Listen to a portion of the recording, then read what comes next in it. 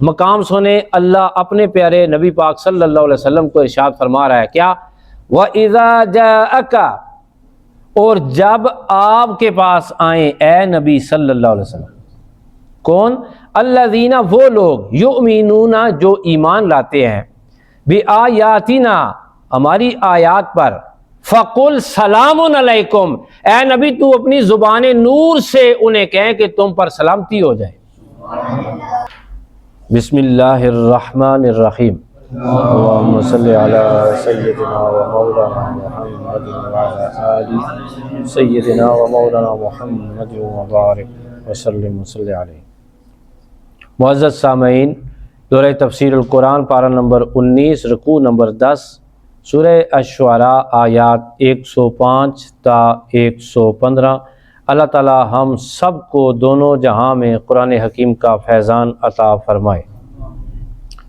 آپ جانتے ہیں سورہ الشعراء میں واقعات کے تسلسل میں سب سے پہلے حضرت موسیٰ علیہ السلام کا واقعہ، اس کے بعد حضرت ابراہیم علیہ السلام کا ذکر خیر سنا کر اللہ تعالیٰ نے اپنے پیارے حبیب مکرم صلی اللہ علیہ وسلم کو جہاں تسلی دی، وہیں کفار کو تمام واقعات سنا کر عبرت حاصل کرنے کا موقع عطا فرمایا کہ ان اقوام کا انجام اپنے انبیاء کو جھٹلانے کا یہ ہوا تو تمہارا بھی اس سے برا انجام ہو سکتا ہے، اس کے سوا نہیں ہوگا۔ تیسرا واقعہ سورہ الشعراء کی زینت، یہ واقعہ حضرت نوح علیہ السلام کا، جنہیں آدم ثانی بھی کہا جاتا ہے۔ حضرت نوح علیہ السلام کے بارے میں خدا تعالیٰ ارشاد فرماتے ہیں اپنے پیارے نبی پاک صلی اللہ علیہ وسلم کے سامنے، ان کی تسلی کے لیے، ان کی غم کو دور کرنے کے لیے، ان کے دل کی جو صدمہ پہنچتا تھا، جو لوگ ایمان نہیں لاتے تھے، اس صدمے کو دور کرنے کے لیے کہ آپ کے ساتھ یہ قوم ایسا کر رہی ہے، تو دیکھیں سابقہ انبیاء کے ساتھ ان کی اقوام نے کیا کیا۔ اللہ تعالیٰ ارشاد فرماتا ہے کذبت، جٹلایا، قوم نوح، نوح علیہ السلام کی قوم نے، المرسلین، رسولوں کو۔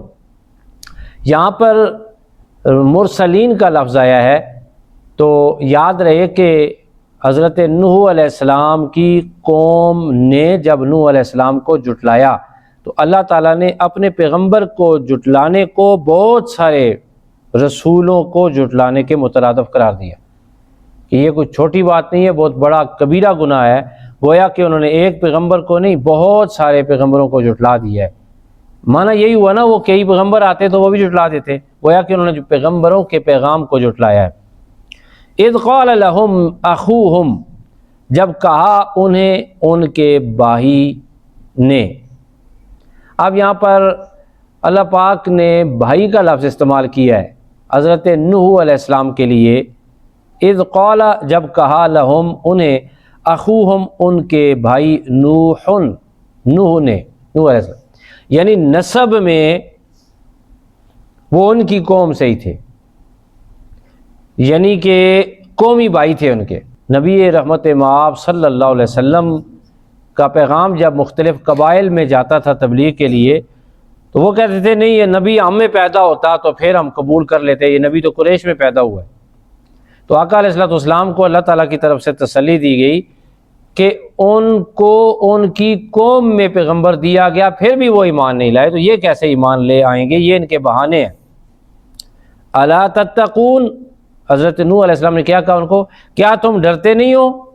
کیا تم اللہ سے ڈرتے نہیں ہو؟ اپنے انجام سے، قبر سے، معاشر سے ڈرتے نہیں ہو؟ وہ بت پرست تھے، وہاں سے بت پرست پیدا ہوئے اور بت پرستی کا آغاز ہوا۔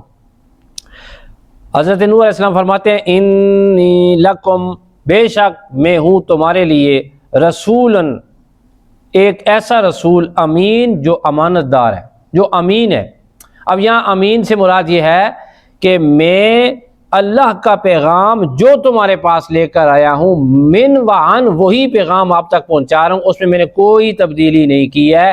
میں نے امانتاً، امانت کا حق ادا کرتے ہوئے تم تک اللہ کا پیغام پورا پورا پہنچا دیا ہے۔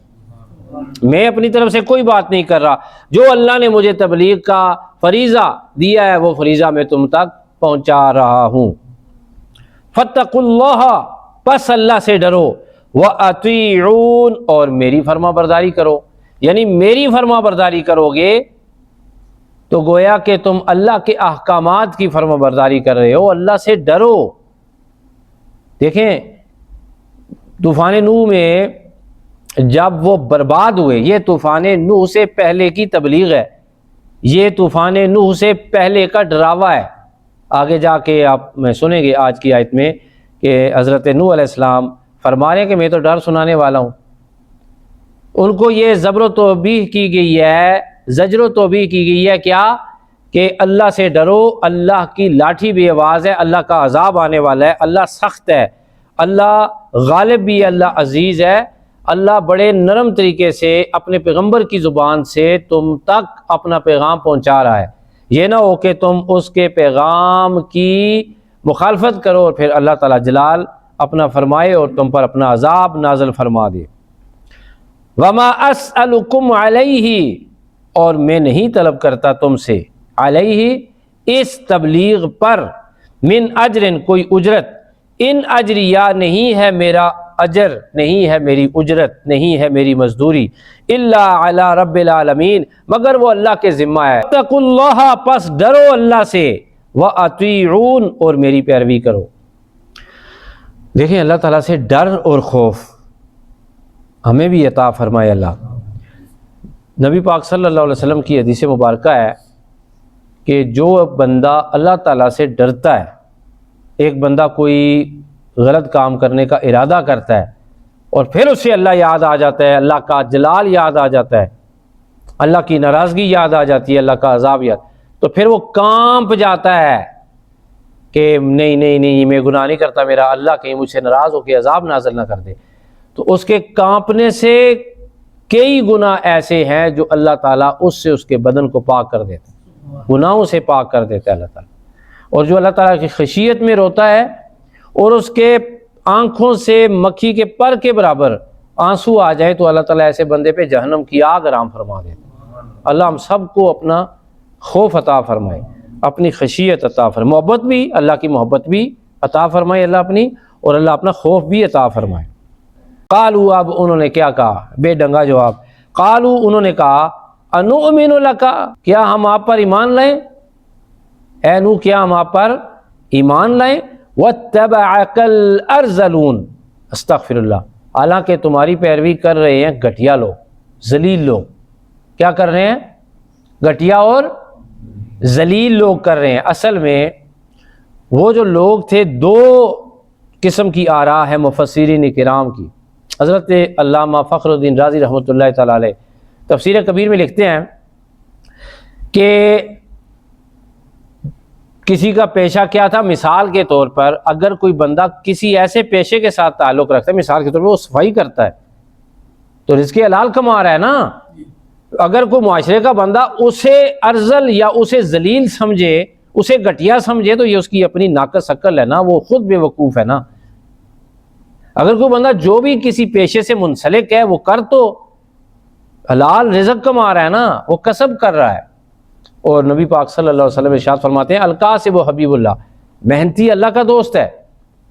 اور دوسرے نمبر پہ علامہ قاضی ثناء اللہ پانی پتی رحمۃ اللہ تعالیٰ علیہ تفسیر مظہری میں لکھتے ہیں ممکن ہے کہ قوم کے وہ لوگ ان لوگوں کی غربت کی وجہ سے، کم کمائی کی وجہ سے ان کو ذلیل کہتے ہیں۔ یہ بھی ان کی وہ چیز، اللہ جس کو امیر بنائے جس کو غریب بنائے، یہ اللہ تعالیٰ کی اپنی تقسیم ہے، ان کا کوئی حق نہیں تھا کہ وہ ان کی اللہ کی اس تقسیم پر انگلی اٹھائے۔ کہتے ہیں کہ وہ ایمان لانے والے لوگوں کے ایمان لانے سے پہلے کی زندگی کے تذکرے کر رہے تھے، ایسے ایسے کام کر رہے تھے، وہ تو بڑے ذلیل ہے، وہ آپ کے پاس بیٹھے ہوئے ہیں، وہ ہٹیں گے تو پھر ہم آئیں گے آپ کے پاس اور ہم کیا کریں گے؟ پھر بیٹھیں گے، پھر ایمان قبول کریں گے۔ اچھا، یہاں پر سورہ الانعام خدا تعالیٰ ارشاد فرماتا ہے اپنے پیارے نبی پاک صلی اللہ علیہ وسلم کو، دیکھیں ایمان والوں کی قدر خدا کتنی کرتا ہے، ایمان والوں کی شان خدا بیان فرماتا ہے۔ انہیں ایمان والوں کی جو قدر تھی یا عزت تھی اس کا کیا پتہ کہ جب ایمان لے آتا ہے بندہ، جب کفر سے توبہ کر لیتا ہے، جب بندہ اللہ کا کلمہ پڑھ کر حلقہ بگوش ایمان ہو جاتا ہے، رب کے ہاں اس کا کتنا مرتبہ و مقام ہو جاتا ہے۔ مقام سنے، اللہ اپنے پیارے نبی پاک صلی اللہ علیہ وسلم کو ارشاد فرما رہا ہے کیا؟ وَإِذَا جَاءَكَ، اور جب آپ کے پاس آئیں اے نبی صلی اللہ علیہ وسلم، کون؟ الذین، وہ لوگ، یؤمنون، جو ایمان لاتے ہیں، بِآیاتنا، ہماری آیات پر، فَقُلْ سَلَامٌ عَلَيْكُمْ، اے نبی تو اپنی زبان نور سے انہیں کہیں کہ تم پر سلامتی ہو جائے، تم پر کیا ہو جائے؟ اور جس گروہ پر، جن لوگوں پر، جن ایمان والوں پر خدا بھی سلام بھیجے، خدا کا رسول بھی اپنی زبان سے سلام بھیجے، تو ان کی شان کے کیا کہنے، اللہ نے انہیں کیا شان عطا فرمائی ہے۔ کتب ربکم، فرض کر لیا ہے تمہارے رب نے، علی نفسہ ہی، اپنے آپ پر، الرحمت، رحمت کو، یعنی تو اے نبی ان پر سلام بھیج، رب ان پر رحمتیں بھیجنا اپنے اوپر فرض سمجھتا ہے۔ اسلام جو قبول کر لیتے ہیں، تو نوح علیہ السلام کی وہ قوم بگڑی ہوئی، وہ کہنے لگے کہ ان کو اپنے پاس سے ذرا ہٹائیے۔ یہی بات نبی پاک صلی اللہ علیہ وآلہ وسلم کو کہی گئی۔ ایک وفد آیا اور اس نے کہا، گھوڑوں پہ بیٹھے ہوئے تھے، بڑے شاندار کپڑے وغیرہ پہنے ہوئے، ادھر حضرت صہیب رومی تھے، ادھر ابو ہریرہ تھے، ادھر حضرت بلال تھے، اور مختلف جو اصحاب صفہ تھے، غریب تھے نا جی، پسینہ وغیرہ آیا ہوا، بظاہر تو ان کی حالت یہ تھی، لیکن انہیں کیا پتا تھا کہ جب یہ آنکھیں بند کرتے ہیں خدا انہیں اپنے جلووں کا دیدار عطا فرماتا ہے۔ وہ کہنے لگے کہ نبی ان کو ہٹائیں، یہ ہماری شان کے لائق نہیں ہے، یہ بندے آپ کے پاس بیٹھے ہوئے، انہیں یہاں سے ہٹائیں، پھر ہم آپ کے ساتھ مذاکرات کریں گے۔ اللہ نے قرآن نازل فرما دیا، وَاصْبِرْ نَفْسَكَ مَعَ الَّذِينَ يَدْعُونَ رَبَّهُمْ بِالْغَدَاةِ وَالْعَشِيِّ يُرِيدُونَ وَجْهَهُ وَلَا تَعْدُ عَيْنَاكَ عَنْهُمْ۔ مختصر یہ اللہ نے فرمایا، اے نبی ان کو اپنے پاس سے نہ ہٹانا، بلکہ آپ ان کے پاس بیٹھا کیجئے، یہ اپنے رب کو یاد کیا کرتے ہیں، یہ اپنے رب کو یاد کیا کرتے ہیں۔ اب حضرت نوح علیہ السلام کا جواب سنیں۔ حضرت نوح علیہ السلام کہتے ہیں، قال، آپ نے فرمایا، وما علمی، مجھے کیا خبر، بما كانوا يعملون، وہ کیا کرتے رہے ہیں، وہ کیا کرتے رہے، مجھے کیا معلوم۔ اب یہ آپ نے کیوں فرمایا کہ مجھے کیا پتا وہ کیا کرتے رہے؟ اب وہ پچھلی دونوں قسمیں جو بیان کی ہیں نا، ان کی طرف ذرا نظر دہرائیے۔ وہ کوئی بھی پیشہ کرتے رہے ہیں، یا وہ ایمان لانے سے پہلے کوئی بھی کام کرتے رہے ہیں۔ تو حضرت نوح علیہ السلام نے کہا، کیا میں ان کے پیچھے جا کے دیکھتا رہوں کون کیا پیشہ اختیار کر چکا ہے، میں ان کے پیچھے پوچھتا رہوں، یا پھر میں ان کے اعمال ٹٹولتا رہوں کہ وہ ایمان لانے سے پہلے کیا کرتے ہیں؟ یہ میرا کام نہیں ہے، یہ کس کا کام ہے؟ ان حسابہم الا علی ربی، نہیں ہے ان کا حساب مگر میرے رب کے پاس۔ بھائی اکاؤنٹیبلٹی کس کا فریضہ ہے؟ کس کا حق ہے؟ اللہ کا۔ کس کا ہے؟ لو تشعرون، اگر تمہیں شعور ہے، اگر تمہیں، ویسے یار ہمارے ہاں بھی ویری سوری ٹو سے، اللہ تعالیٰ میں معاف فرمائے، یہی ہمارا ہی رویہ ہے، کسی کو بے ایمان، کسی کو جہنمی، کسی کو چور، کسی کو لٹیرا، کسی کو جناب کیا سے کیا ٹائٹل ہم دیتے ہیں۔ وہ راز جو خدا جانتا ہے کون کیا ہے، وہ ہم اپنی زبان سے دیں، جو خدا کے کام ہے وہ ہم نے اپنے ذمہ لیے ہوئے ہیں۔ یہ کتنا بڑا گناہ ہے بھائی، حساب کتاب کسی کو بے ایمان کہنا، کسی کو کافر کہنا، یہ نہیں کہتے دوسرے کہ اپنے ہم مشرب نہ ہو تو ان کو کہتے ہیں کافر، کافر فلاں کافر، استغفر اللہ ربی من کل ذنب و خطیئہ۔ تمہیں کیا پتا وہ کون کافر ہے کون کافر نہیں ہے؟ کسی کو بھی ذلت کی نظر سے نہیں دیکھنا چاہیے، حقارت کی نظر سے نہیں دیکھنا چاہیے، ہر ایک کی عزت کرنی چاہیے۔ ہاں کسی کے ساتھ اختلاف رائے ہے تو جو اللہ نے الفاظ کا اختیار آپ کو دیا ہے وہ آپ حق، اختیار اور قانون اور دائرہ کار استعمال کرتے ہوئے اس دائرے کے اندر رہتے ہوئے اختلاف رائے کا اظہار کریں آپ، لیکن دائرہ کار سے باہر نکل کے جو اللہ تعالیٰ کی قدرت، جو اللہ تعالیٰ کی اپنی طاقت ہے، جو اللہ کے اپنے فیصلے ہیں، وہ فیصلے اپنے ہاتھ میں لینا، یہ بہت ہی کبیرہ گناہ ہے۔ اگر جانتا نہیں ہے بندہ تو کبیرہ گناہ ہے، اور جان کے کر رہا ہے بندہ تو پھر تو دائرہ اسلام سے خارج ہے۔ اللہ تعالیٰ معاف فرمائے۔ حضرت نوح علیہ السلام نے فرمایا وہ فیصلے، وہ علم، وہ بات جو اللہ کے سزاوار ہے وہ تم کیوں کر رہے ہو؟ مجھے کیا پتا وہ کیا کرتے رہے ہیں، وہ تو ایمان لے آئے ہیں۔ اللہ کا ارشاد ہے کہ جو بندہ ایمان لے آتا ہے اللہ تعالیٰ اس کے پہلے سارے گناہوں کو معاف فرما دیتا ہے۔ حضرت نوح علیہ السلام کہہ رہے ہیں وَمَا أَنَا بِطَارِدِ الْمُؤْمِنِينَ، اور نہیں میں بگانے والا مومنوں کو، اور میں اپنے پاس سے مومنوں کو اٹھانے والا نہیں ہوں۔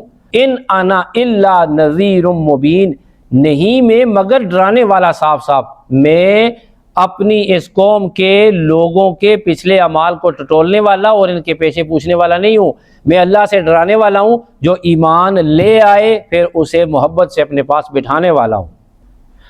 اللہ تعالیٰ کی پاک بارگاہ میں دعا ہے کہ وہ ہم سب کو قرآن حکیم کی ان روشن آیات سے روشنی حاصل کرنے کی توفیق عطا فرمائے۔ وآخر دعوانا ان الحمد للہ رب العالمین۔